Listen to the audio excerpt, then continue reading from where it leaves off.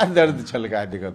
देखिए हम तो लगातार बोल रहे हैं कि पार्टी कमज़ोर हो रही है, और स्वाभाविक रूप से जब पार्टी कमज़ोर हो रही है तो पार्टी से जुड़ा हुआ कोई भी व्यक्ति है उसके मन में चिंता होगी।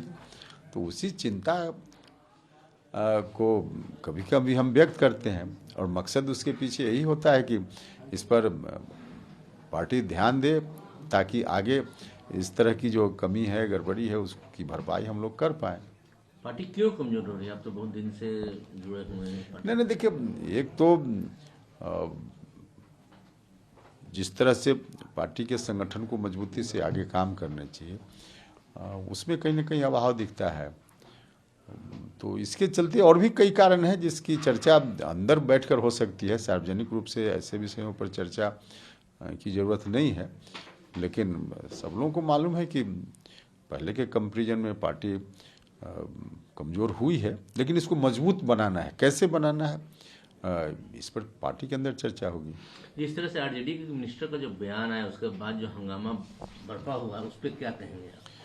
देखिए आरजेडी के मिनिस्टर का जो बयान आया है, सीधे तौर पे भारतीय जनता पार्टी को लाभ पहुंचाने वाला बयान है। उन्होंने क्या कहा नहीं कहा एक विषय है, लेकिन जो कुछ भी कहा, जिस विषय पर वो बात कर रहे हैं, ऐसे विषयों पर जब भी चर्चा होगी तो यह सब एजेंडा तो बीजेपी का एजेंडा है।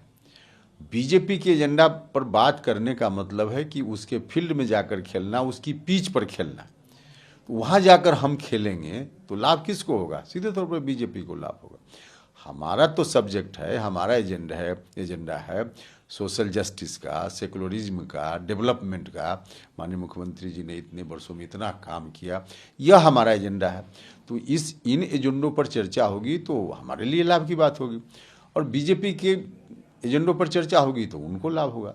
तो जिस तरह से बोल रहे हैं माननीय मंत्री जी, और उसके पहले माननीय विधायक एक और राष्ट्रीय जनता दल के, उन्होंने तो लगातार नीतीश कुमार पर व्यक्तिगत हमला भी किया, और अभी भी बोल रहे हैं क्या क्या नहीं, गाली जैसा उनका शब्द मुख्यमंत्री जी के प्रति।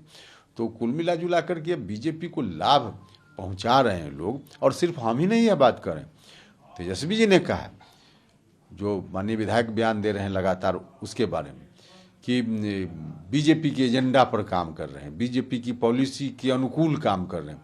तो जब मालूम है कि बीजेपी के एजेंडा पर काम कर रहे हैं, उसके बावजूद पार्टी चुप है, या चंद्रशेखर जी वाले मामले में तो राष्ट्रीय जनता दल ने कहा कि हम उनके बयान के साथ खड़े हैं, तो इसका क्या अर्थ है? अब इस पर तो संज्ञान लेना चाहिए, जितनी जल्दी हो लोग संज्ञान लें, कार्रवाई करें। आज जरूरत इस बात की। यानी आप कह रहे हैं कि आरजेडी और बीजेपी मिली हुई है और जेडीयू को हार्म पहुंचाने की कोशिश की जा रही है। बीजेपी को सिर्फ जेडीयू को हार्म पहुंचाने की बात नहीं है, जेडीयू को तो हार्म पहुंच ही रहा है, यह बात बिल्कुल सही है। लेकिन यह भी अच्छी स्थिति नहीं है ना कि राष्ट्रीय जनता दल जो महागठबंधन का एक हिस्सा है, और विपक्ष की पार्टी को लाभ पहुंचाने का काम, अपनी बातों को बोल बोल कर इस काम में उनके लोग लगे हुए हैं जिससे बीजेपी को लाभ पहुंच रहा है। तो स्वाभाविक रूप से लोगों के मन में तो एक आशंका है कि कहीं ना कहीं दोनों के बीच कोई मिलीभगत है। लोग तो चौक चौराहे पे बोलते रहते हैं कि राष्ट्रीय जनता दल को चाहिए केंद्र सरकार से कुछ मदद, ताकि कुछ मामलों में उनको राहत मिले, और भारतीय जनता पार्टी को राजनीतिक फायदा चाहिए। तो दोनों एक दूसरे का काम कर रहे हैं। तो यह जो आशंका है, इससे तो सीधा निकलता है, चर्चा लोग करते हैं कि मिलीभगत है।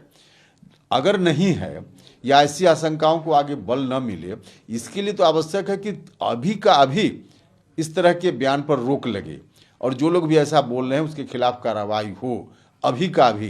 तब इस तरह का जो आरोप है उसको गलत साबित किया जा सकेगा, और नहीं होगा तब तक लोग बोलेंगे। आप पार्लियामेंट्री बोर्ड के अध्यक्ष हैं, आप मांग करते हैं कि मंत्री जो हैं उनको चेक किया जाए और फिर उनको कार्रवाई करे आरजेडी? हम यह कह रहे हैं, अब क्या कार्रवाई आरजेडी करे उनका विषय है, लेकिन हम कह रहे हैं कि अभी का अभी कार्रवाई होना चाहिए, बयानबाजी पर रोक लगनी चाहिए, और इस तरह की कार्रवाई हो कि आगे कोई दूसरा व्यक्ति राष्ट्रीय जनता दल का फिर से इस तरह की बात न करे। ऐसी कार्रवाई होनी चाहिए। उसमें क्या करना है, फैसला उनको लेना है। तेजस्वी यादव ने बहुत पहले ही बोला था कि सुधाकर सिंह का जो बयान है वो टॉलरेट करने लायक नहीं है, तो फिर क्यों टॉलरेट कर रहे हैं? इतने दिन हो गए, 10 दिन से ज्यादा हो गए। अब फिर इसीलिए तो हमने कहा कि लोगों के बीच चर्चा रहती है। आप ठीक बोल रहे हैं कि ऐसे बयानों से नुकसान हो रहा है और फिर भी टॉलरेट किए जा रहे हैं। क्यों टॉलरेट किए जा रहे हैं?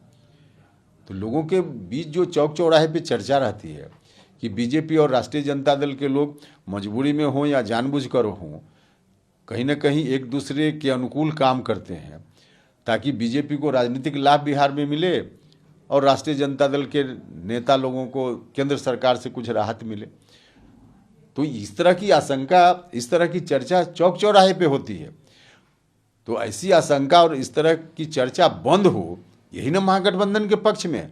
तो बंद कब होगा? बंद तब होगा जब जल्दी से जल्दी ऐसे लोगों पर कार्रवाई होगी और इस तरह की बयानबाजी पर रोक लगेगी। आपने बात की कि जेडीयू का संगठन कमजोर हो रहा है, क्या आप आरजेडी से अलायंस इसका एक कारण मानते हैं क्या? देखिए, अब क्या क्या कारण है ये तो पार्टी के अंदर की बात है और पार्टी के अंदर बैठकर चर्चा करने की जरूरत है। सार्वजनिक रूप से ऐसे विषयों पर चर्चा करने की जरूरत नहीं होती।